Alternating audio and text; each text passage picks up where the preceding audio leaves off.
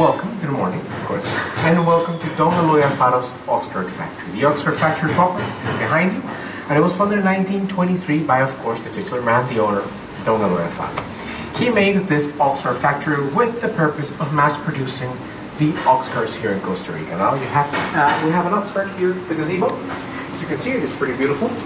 This is a labor Oxcart, just so you know that it's not just a decoration. And the Oxcarts themselves are very important here for Costa Rica because they are a heavy-duty vehicle. And what better vehicle to be the only vehicle that you have access to around the 1900s than a heavy-duty vehicle. It is thanks to the Oxcart that Costa Rica managed to actually get a real economy, and that economy got to actually thrive and to grow. And the Oxcart factory, of course, being the first one in the country, made it a lot easier to get an Oxcart and made the whole process of the construction of these Oxcarts faster.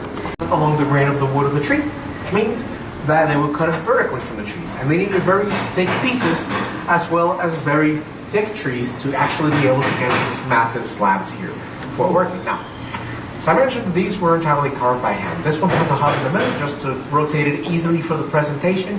But with the ones that we have here by these pillars, you can see that they were entirely carved by hand. And this process would take 3 to 4 weeks, which was time that the Oxcart owner would not be able to work. Because you would only buy them when you needed them. Because these wheels were, well, not easy to make, of course, but also because you couldn't really stockpile extra wheels around. Here in Costa Rica, we live in a tropical country. It's very humid, it rains a lot, it's pretty warm, and this is the perfect home for a wonderful biodiversity. With 16 wooden wedges that were all connected to a hub made in the middle of the ox wheel. No, the Oxcart wheel. That was almost perfect. And this hub had 8 screws that went in between each pair of wedges.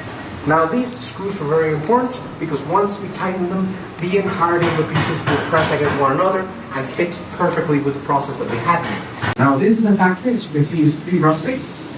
Now the factory itself has been working for, well, has been in constant work for 103 years. It's continuing to do it's like functioning or not. And eventually the government realized, well, this is the first Oxcart factory in the country, so it's the last one standing, and the one that's still in production. Let's just give it a historical site status on the name. So in 2013, a decree came out that made this place a historical site that we call patrimony of our country, specifically industrial patrimony, because it is an industrial milestone for our country. And as such, we have to keep and maintain the entirety of the building as well as we can. That includes all the machines in here as well, because we can't rebuild it from the or remodel. All we can do is just keep this place in as best a shape as possible. So that's why everything looks so rustic. And why we still use all these old tools as well. Because this table right here is very important. This table helps us pretty much made the wheels. With these two pieces of wood, we put them against these screws, and we adjust the depth of each one of the wedges. The wedges that make up the wheels are 16. And all of them are the same size except for the last one. The 16 is either thicker or thinner, depending on what we need to close off the circumference. Because once we put in all the screws here in the hub, we need the entirety of the wheel to be perfectly tight. All the pieces with one another, so that humidity doesn't get in here easily. And as you can see, the screws go in between the wedges, press them against one another to make them also be as straight as possible, so there's no unevenness in the wheel. And you can also see that the hub has a sister part that goes underneath the wheel that is also very dense, very thick, very strong. And it has to be because this is a heavy load vehicle that handles tons of cargo. So once they have every screw in its place and the hub is nice and tight, and these are all pressed against one another, and the whole thing is as firm as a slab of wood, they mark the circumference, they go cut it in one of the machines, and then they mount it back here on the table because they need to take a good measurement of the circumference, just the exact measurements, so that they can do some calculations and see how long that 1 centimeter thick sheet of metal needs to be so they can put it on the circumference. Once they measure, they cut it, they give it shape on that anvil over there, and then they solder it so we have the nice circular ring. We put that ring around here just to kind of calculate, okay, is it going to fit, is it not going to fit, okay, it looks perfect. And then the next thing, here at 5:30 in the morning, they fire up a ground level furnace that we have here all the way back, and they let it burn up to 850 degrees Celsius. Don't be alarmed. And it burns pretty bright, or pretty hard, as well, pretty hot. And then toss in the iron ring into that burn. Now, don't get too close, because I need to make it to that little divot. But over here, I didn't get a little bit close. Just so you can see, you can feel on your feet the denseness and the weight of the Oxcart wheel by itself. Is how this, hold on. Is that going to be this part of it? Kind of. I got a really good from there near the start. But yeah, this wheel is pretty heavy. You can feel it on your feet, just the wheel itself. An Oxcart weighs from 300 kilograms to 500 kilograms. That's half a ton. So these vehicles are heavy duty, just so you remember. And you can even, of course, feel it on your feet, like when you spin it back. Here, but I'm going to need the narration from here to aim as much as possible. Also, a little warning, watch your head over there and don't be near the axles just for safety reasons. So this is the distance. Now, being the oldest one here in the factory, we have the heart of the factory here as well. This is a water wheel made out of iron, and it was installed here a little bit later. It was the third one that they installed here in the factory. The first one, the original 1923, was made out of wood. It was a lot smaller, made out of wood, and in 1934, we replaced it with that one over there. That one has alcoves for the water. It was bigger than the first one, had more water, but as you can see, it was being fed water through a piping system. Piping system that was connected to the canal over here. Now the canal is going pretty strong still nowadays. It brings us 120 liters of water per minute. You can see it over here.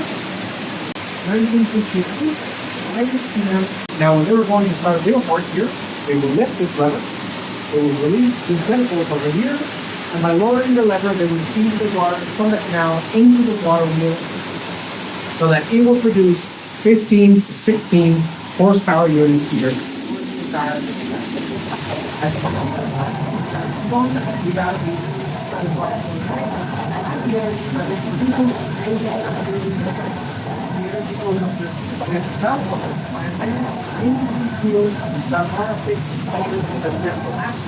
And it goes all the way back, all the way to the factory, powering every machine we have here.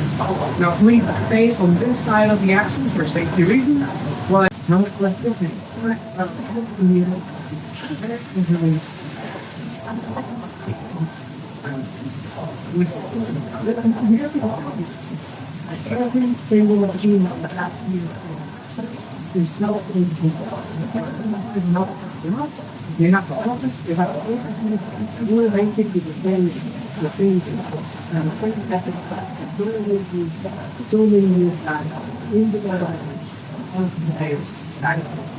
we can also know that we don't contaminate the water. The water comes in and comes out just as clean, and we just make sure that we fill the water wheel to get everything that's moving, and then it goes into it and comes around canal. This is where the water is. And as you can see, once I got the water wheel down by itself. It doesn't have to work to this long. I have everything inside from exhaust. It is a very clean stroke of energy. Now, here in the factories, we mostly work with wood pieces. We still make metal pieces for the Oxcart, but we mostly work with wood. And when we make wood pieces, it's either for an Oxcart or for a decorative piece. And a decorative piece will be nothing without the decoration of the piece. Now, we might be working in the top, but I'd like to and tell you a few details about our traditional decoration style before, of course, we go into the store or maybe back in here to take videos, because this factory is open to the public. It is part of our history. So just, when you come back in here, if you do, be careful because we have real tools in here. Now, on the way to the painters, please exit to this side of the factory, and I'll see you over there with the artists that we have here today.